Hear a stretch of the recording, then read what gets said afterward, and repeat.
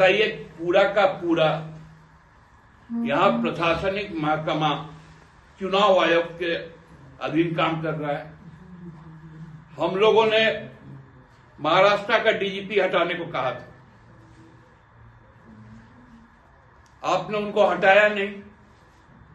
जब बाध्य होकर चुनाव के 7 दिन पहले वहां का डीजीपी हटा, आप हमारे जिलाधिकारी को हटा देते हैं, आप हमारे पुलिस कप्तान को हटा देते हैं, राज्य के पुलिस महानिदेशक को हटा देते हैं। आप ही का तो फरमान चल रहा है।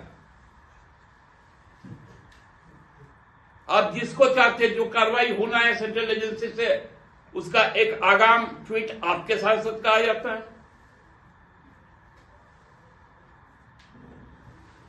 हम तो जनता के साथ, और बाबूलाल जी को अब क्या डरना? अब बाबूलाल जी तो उम्मीदवार खरीदते हैं। हम लोगों ने विधायक खरीदते देखते देखा था, महाराष्ट्र में देखा, मध्य प्रदेश में देखा, कर्नाटका में देखा। पहला बार उम्मीदवार भी खरीदा जाता है, और जो उम्मीदवार खरीदा गया वो अपना घोषित संपत्ति सैकड़ों करोड़ों रुपए में बताया, तो उसका दाम तो कम से कम 1000 करोड़ का होगा। अब बाबूलाल जी बताए, धनबाद के चुनाव का जब हिसाब देंगे तो ये जो कई हजार करोड़ रुपए से जो कैंडिडेट खरीदे हैं, उसका दर्ज करेंगे कि नहीं अपने चुनावी खर्च में? सवाल तो बाबूलाल जी पे है। पर्यवेक्षक को चाहिए, जो अंकेक्षक है, ये एक्सपेंस का जो ऑब्जर्वर है, उसको निरंजन राय जी का जो खर्चा है अभी तक का चुनाव का, उसको भी ऐड कर देना चाहिए। उनको जो मिला होगा उसको भी ऐड कर देना चाहिए। उनको जो मानसिक प्रताड़ना हुई होगी उसका भी कंपेंसेशन ऐड हो जाना चाहिए। और बाबूलाल जी का खर्च, ये सारा मिला के कई 1000 करोड़ रुपए केवल एक विधानसभा का बाबूलाल जी के ऊपर में खर्च दिखना चाहिए। आप लोग भी तो मदद कर रहे हैं बाबूलाल को वहाँ पे, क्योंकि मुस्लिम कैंडिडेट आपने खड़ा कर दिया है, उम्मीदवार देकर। यही तो झारखंड मुक्ति मोर्चा हिंदू और मुसलमान नहीं कर पाया। झारखंड मुक्ति मोर्चा मूलवासी और आदिवासी कर पाया। और हिंदू को लेकर किसने बयान दिया? योगी। नहीं, आपने मदद यहाँ की ना, वहाँ पे तो वोट भी अशोक जी, डिवाइड हो रहा है। अशोक जी, मैं आपको कहूं, ये प्रायोजित प्रश्न आपको जहां से मिला है उनको कह दीजिएगा आप पे इन्वेस्टमेंट बंद करें। नहीं तो ये इन्वेस्टमेंट मेरा, आप बताइए। मैं आपसे बात नहीं कर रहा हूं, मैं बात नहीं कर रहा हूं। मेरा वहां अधिकृत उम्मीदवार निजामुद्दीन अंसारी है।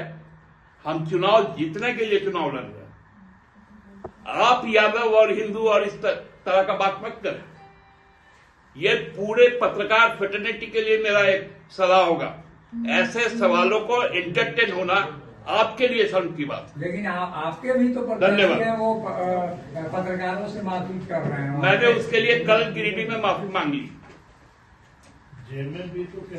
छठा विधानसभा निर्वाचन का कल आखिरी दिन है मतदान का, और अभी साइलेंस पीरियड चल रहा है। कायदे से इस साइलेंस पीरियड में हमको भी साइलेंट रहना था, लेकिन चूंकि जिस प्रकार से साइलेंस पीरियड में भी लोगों के बीच में भ्रम की स्थिति पैदा करना, दुष्प्रचार करना, भारतीय जनता पार्टी का ऑफिशियल ट्विटर और ऑफिशियल फेसबुक पेज से कई प्रकार के ऐसे ऑडियो वीडियो चल रहे हैं जो साइलेंस पीरियड का वायलेशन भी है, और हमने भी उसी को लेकर आज एक चिट्ठी जो है, अपनी जो आपत्ति है उसको दर्ज की है, और मुख्य चुनाव आयुक्त से यह मांग किया है कि जो आईटी एक्ट है और मॉडल कोड ऑफ कंडक्ट का जो एक्ट है उसके तहत क्रिमिनल प्रोसीज्योर चलाया जाए। क्योंकि हम सबको ही जानते हैं इस चुनाव को जिस प्रकार से घृणा की भाषा बोलकर, खासकर आसाम के मुख्यमंत्री, उत्तर प्रदेश के मुख्यमंत्री ने जिस तरह का भाषा का प्रयोग किया वो बहुत ही गंभीर है। केवल ये लोग भाषा से नहीं, काम से भी वही कर रहे हैं। कल आप लोगों ने नोटिस किया होगा, ये मीडिया में भी आया, चंदन क्यारी में जिस प्रकार भाजपा के प्रत्याशी और अभी नेता प्रतिपक्ष अपने काफिले के साथ और सेंट्रल पुलिस फोर्स को लेकर वहां आतंक मचाया, लोगों से मारपीट की, लोगों को जबरन गाड़ी में उनको बैठाया गया। ये चीजें बहुत खतरनाक रूप लेते जा रही हैं, और भाजपा अब लगता है कि चुनाव को बंगाल के तर्ज पे करवाना चाहती है। ऐसा पहली बार ये आपसी कार्यकर्ताओं का जो सौहार्द बना हुआ रहता था उसको तोड़ने का काम किया गया, भाजपा के द्वारा लगातार प्रवोक किया गया। आज सुबह भी देखे होंगे आप लोग, खबर आई दुमका में अग्रसेन भवन, वहां बाहर से कुछ लोग आकर बैठ गए। हमारे कार्यकर्ताओं को पता चला, लोगों ने शिकायत किया, पुलिस गया, 2 आदमी गिरफ्तार हुआ, बाकी सब भाग गए। एक धनबाद का सत्येंद्र सिंह, दूसरा विष्णु शर्मा, ये भागलपुर। इन दोनों को डिटेन किया गया, 4 लाख से ज्यादा राशि पकड़ी गई। ये कौन सा तरीका है?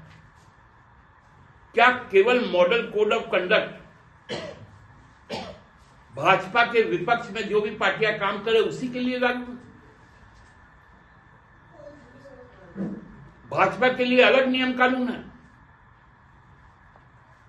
चुनाव आयोग सोया हुआ है।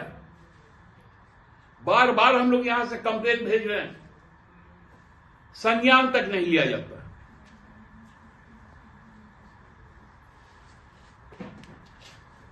पूरे झारखंडी अस्मिता को गाली दिया जा रहा है, विभत्स रूप से उसकी पहचान को मिटाने की कोशिश की जा रही है, और चुनाव आयोग मौन है। खैर, कल का मतदान होगा, भारी संख्या में मतदान होगा।